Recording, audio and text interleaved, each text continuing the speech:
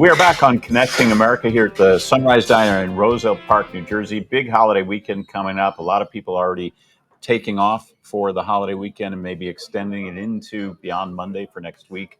A lot of people hitting the roads. They're also maybe getting on an airplane and the rails. And if you're taking the Amtrak Acela, you'll find new and improved trains that were just unveiled this week. Amtrak says the new trains are faster. They're loaded with amenities like improved Wi-Fi outlets at every seat.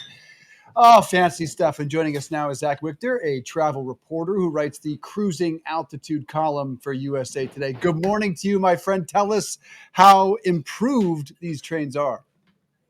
Good morning. Thanks so much for having me. And yeah, I had a chance to ride the new Acela during a press preview earlier this week, and it was great. I mean, definitely a much more modern experience than the previous generation of the Acela. It's going to be a lot more similar to the kind of standard trains that you see in other parts of the world, which for US travelers is a real improvement. How was the ride? How was the comfort level? Yeah, it was great. I mean, it was very comfortable. The seats themselves I found to be a little firm, so maybe a little less padding initially than you might be used to on some other Amtrak trains. But they're brand new. I'm sure they're going to break in, and for the short rides that you get in the Northeast, it's very comfortable. So, Zach, explain how much faster this is going to be. How quickly will a passenger be able to go from, say, Boston to DC or New York to DC versus now? So initially, there isn't going to be a huge change to the schedule. These new trains have a top speed that's about 10 miles per hour faster than the existing fleet of Acelas. But because of track conditions, a lot of the time they're not going to be able to hit that top speed, which is 160 miles an hour. So initially, the journey times are going to be pretty similar. But an Amtrak official told me that as more of these trains come into service, and they get a little more experience seeing how they run on the Northeast Corridor, they're going to start making some schedule tweaks. And so ultimately, those journeys are going to get a little faster. To you, Zach, what was the biggest improvement? And I would assume, did they increase prices?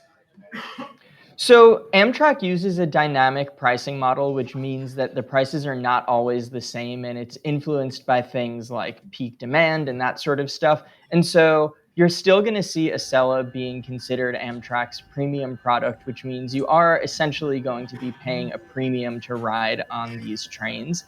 That said, because the trains have higher capacity, they said they'll be able to actually sell more discount Acela tickets than they do now during off-peak times. So that's going to be a real improvement because people will have easier, cheaper access to Acelas if they're a little flexible when they travel. And in terms of improvements that passengers are going to appreciate, I think kind of wide availability of power outlets is going to be a big one. You're always looking to plug in those devices. More reliable onboard internet is also definitely a plus. And just in general, it's a much more updated train than what we're used to seeing in the Northeast. So I think people are going to be excited just to feel like they're riding in something more modern. We're very food centric here, Zach. Just wondering whether the food car is the same, and that cheese plate or that quick microwave. Hummus. Yeah. Yeah, I mean, the food car was great. They were giving us some samples when we were there. I don't know exactly how the menu on the new train is going to compare to the old one, but certainly you're still going to have food options available. All right. Zach Wichter, thanks for joining us.